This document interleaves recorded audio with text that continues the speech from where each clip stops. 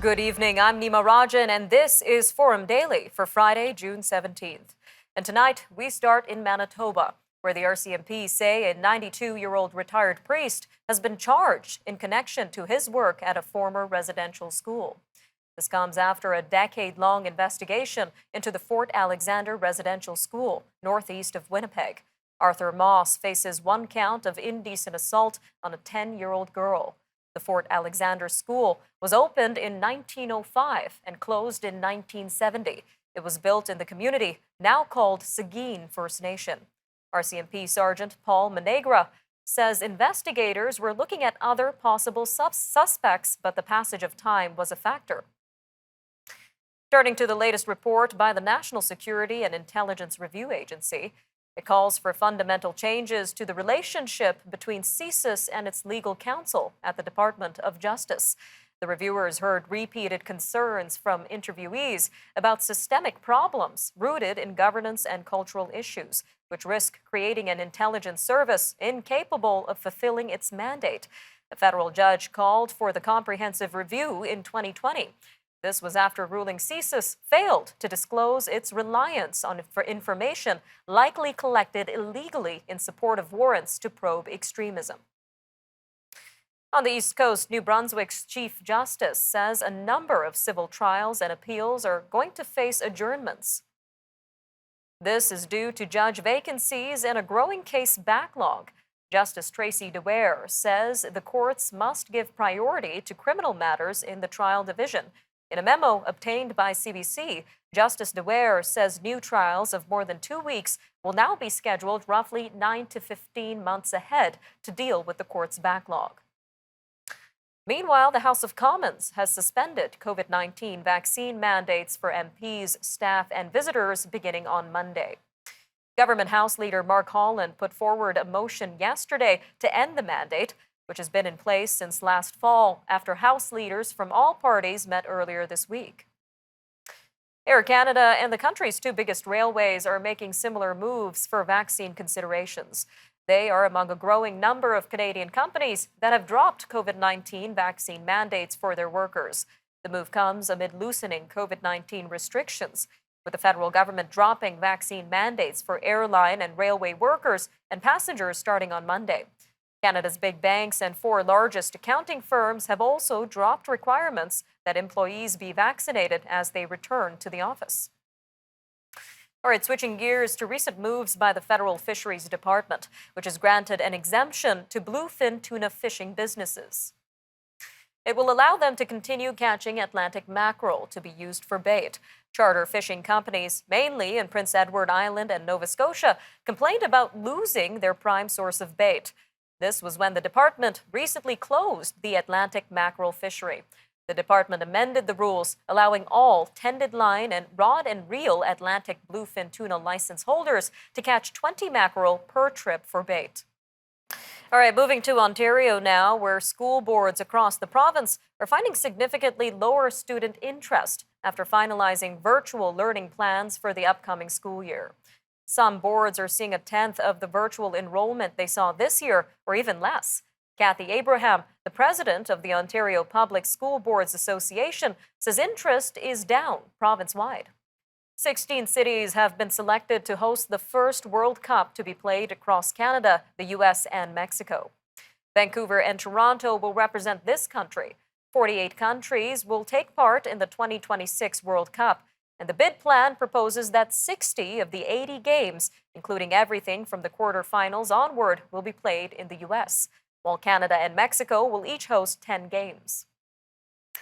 Racing fans in downtown Montreal are revving up for the weekend celebrations around the return of the Canadian Grand Prix. Sunday's race will be the first Grand Prix in Montreal in 3 years, after 2 pandemic-related cancellations. Benoit Dessereau, the co-owner of the Old Montreal restaurant Chez Delmont, says the race weekend is almost like waking up after hibernation. The return of the Formula One race also has the city's hotel owners excited about near-full occupancies after 2 very difficult years. A fossil of a new species of smooth-shelled turtle has been discovered in southwestern Saskatchewan. Paleontologist Ryan McKellar with the Royal Saskatchewan Museum in Regina says the turtle is about 66 million years old. It was found near Grasslands National Park in 2016, next to the bones of a triceratops. Dr. McKellar says the turtle still has its whole shell, which is about the size of a fist. We'll have more news from around the world shortly after the break. Stay with us.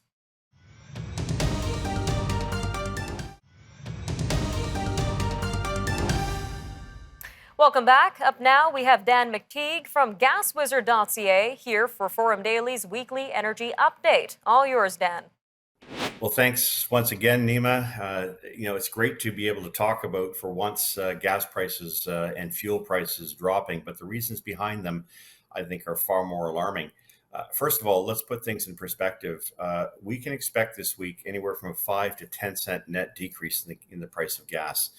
So those who are talking about demand destruction and that'll cause prices to drop or that they're going to go up dramatically, knowing the kind of week that we've had, may want to walk back their comments simply because there is evidence now that this is not about demand destruction, but rather a supply shortage. And some of the headlines that we're seeing today suggest that maybe the supply isn't as bad. We're taking him at his word, the energy minister Lavrov, that everything's fine in Russia, and in fact their production is back up to pre-invasion levels.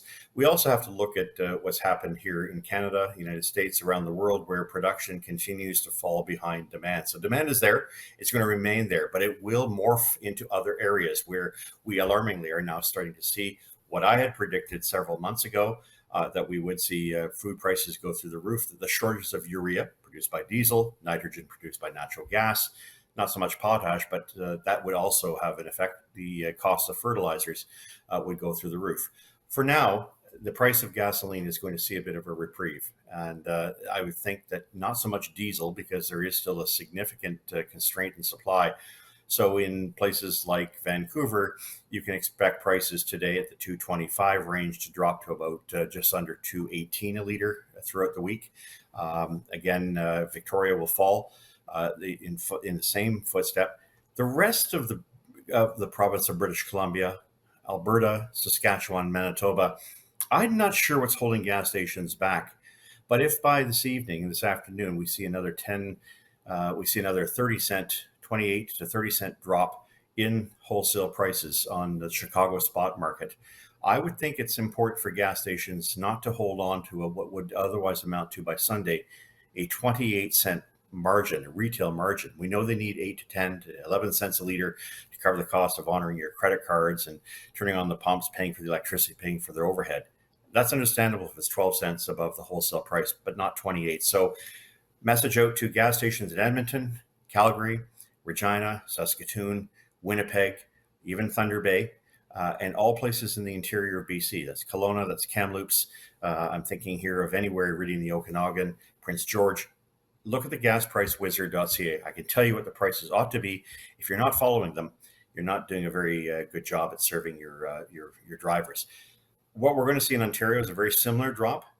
We will be below $2 a liter by Sunday, especially in places like Toronto, Ottawa, Hamilton, and Montreal. You can look for prices, therefore, to drop into about the 205 range, 207 range by Sunday. And of course, if the market continues this really unwarranted meltdown, you can see maritime provinces eventually by next week finally passing on savings to consumers. Anybody who thinks regulated prices are great, look, when you're paying $2.15, $2.25 in the Maritimes, you've got to wonder whether or not it's really worth it when the rest of the country is going to be below $2 a liter, despite the difference in taxes. If you think regulating prices is great and having bureaucrats make decisions as to what market prices should be, you're paying through the nose at the hose. I have to also say that the Canadian dollar has not shown any sign of strength, and that means not just for gasoline and diesel, but all commodities. Our purchase power is being eroded. Not that Chrystia Freeland or the Liberal government really cares about that. They believe that affordability can be reduced to one thing: $10 in 2025 for all for childcare and for daycare. So I have to understand that the priorities of the government are completely disconnected from reality. After all, it is the Liberal or the Trudeau-Singh government that has now really put a spanner into the works by cutting off pipelines, restricting oil and gas. We've effectively denied the world 2 to 3 million barrels of oil that it needs to balance and to get those prices down. And as a result, we've injured every consumer in this country by ensuring the Canadian dollar, trades at 132 pennies to buy $1. We are all becoming impoverished. It's a hidden tax. And unfortunately, your government in Ottawa is completely oblivious to it, perhaps because they know they've got a firewall until 2025. In the meantime, expect cheaper prices throughout the week. Hang in there, and I think you'll be a little more pleasantly surprised. Every day you wait is an opportunity for savings. We'll talk to you next week. Thanks again for having me, Nima. Sounds like bittersweet news, Dan. Thanks for that. Again, that was Dan McTeague, president of Canadians for Affordable Energy. Dan also runs the gas prediction website, gaswizard.ca. All right, stay tuned. We've got to go on a commercial break right now, but when we come back, we'll be taking a look at the fascinating world of cryptocurrency. Stay with us.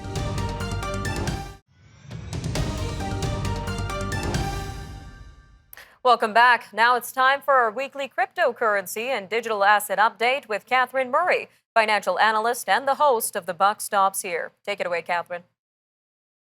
Thanks, Nima. Hello, everyone, and welcome to your crypto and digital asset update. I'm Catherine Murray. Well, cryptocurrencies have seen major losses this week alongside equity markets as investors' fear of a recession increase. This, of course, follows U.S. Fed Chair Jerome Powell raising rates by 75 basis points this week, on Wednesday specifically. And the market is very concerned that the Fed will be unable to orchestrate a soft landing. So recession fears very much increasing. And that, of course, is taking down risk assets across the board, and of course, including the cryptocurrency world.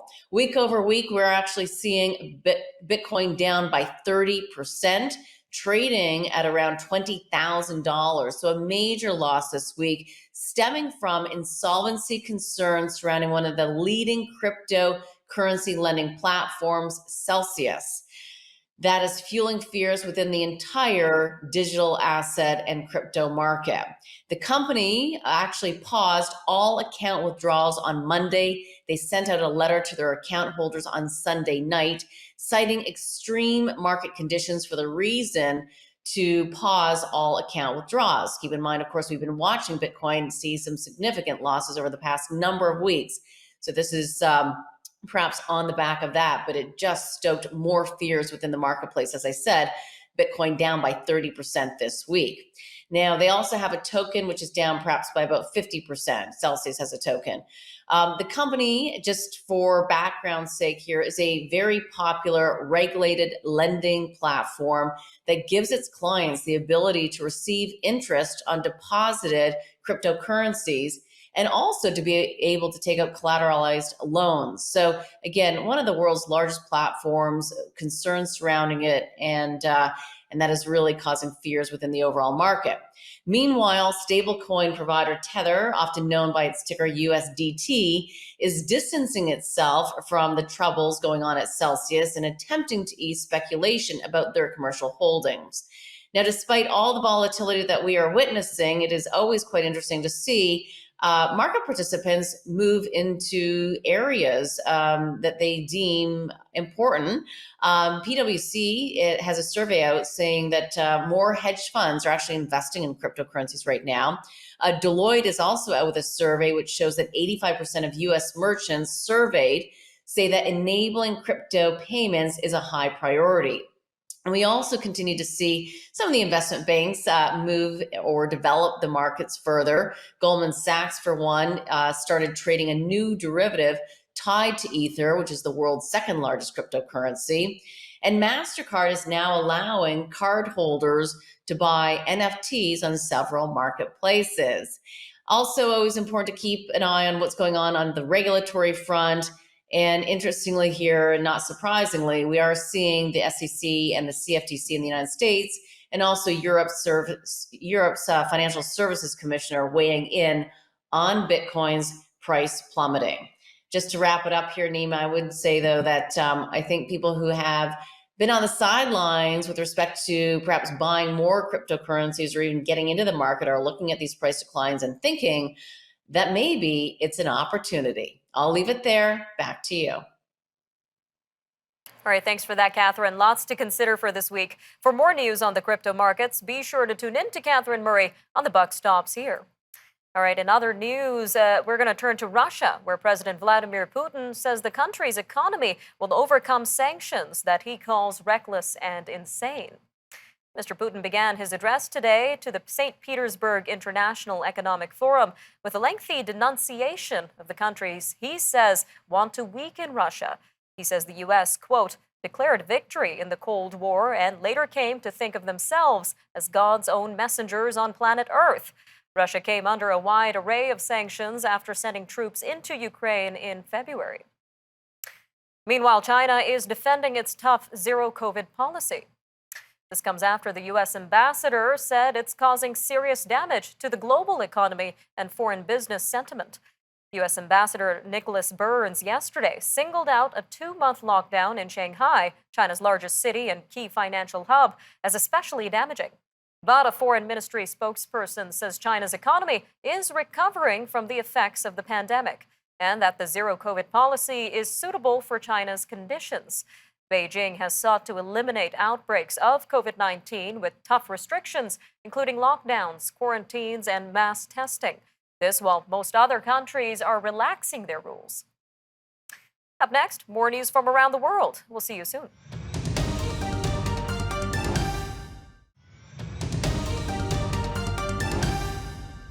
The European Union's executive arm has recommended putting Ukraine on a path to membership. European Commission President Ursula von der Leyen says the move would be a first step for Ukraine to one day join the 27-nation bloc. And it's another setback for Russian President Vladimir Putin, who addressed Russia's Showpiece Economic Forum in St. Petersburg on Friday. Moving to the U.S. now, where the first COVID-19 shots for children under 5 have been authorized, with vaccinations expected to begin next week.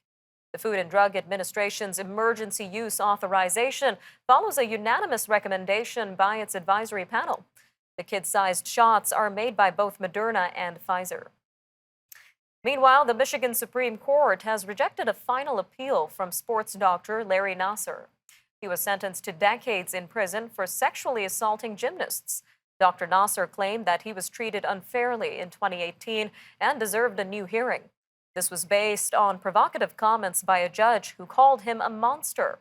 Dr. Nassar pleaded guilty to sexually assaulting gymnasts, dancers, and other athletes. This was under the guise of medical treatments for hip and leg injuries.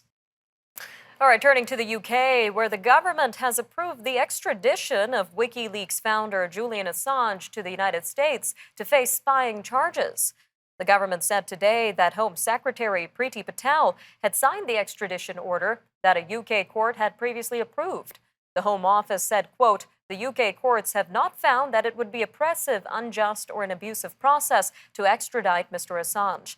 The decision is a big moment in Mr. Assange's years-long battle to avoid being sent to America. He has 14 days to appeal. Further east, Japan's top court has ruled that the government was not liable for the 2011 Fukushima nuclear crisis. Today's ruling dismisses thousands of evacuees' demands that the state, not just the utility, pay compensation for the damage inflicted on their lives. The ruling was the first Supreme Court decision on the government's responsibility for the Fukushima disaster. This was in 4 compensation lawsuits filed by 3,700 residents. The court said that the government could not be held liable for the disaster because damage from the earthquake-triggered tsunami of that magnitude could not have been prevented. Moving to tensions in Tanzania, where the government is accused of using violence against the protesting efforts of Maasai herders. This is in order to evict them from one of the country's most popular tourist destinations. It is the latest friction between those who see certain African landscapes as a lucrative playground and those who call them home. The East African Court of Justice will rule on Wednesday on the merits of a case filed by supporters of the Maasai against Tanzania's government. China has launched its 3rd aircraft carrier. This is the first ship of its kind to be designed and built entirely within the country. State media reports say the Type 003 new generation aircraft carrier, christened Fujian, left its dry dock at a shipyard in Shanghai on Friday morning. The launch comes as China seeks to extend the range and power of its Navy. Nearby in India, at least one person has been killed as angry young people in parts of the country burned train coaches, blocked highways, and attacked police with rocks. This comes in a second day of violent demonstrations against a new short-term government recruitment policy for the military. Under the new program, the armed forces this year can recruit 46,000 men and women, but only for 4 years. 75% of them are required to retire after 4 years with no pension benefits.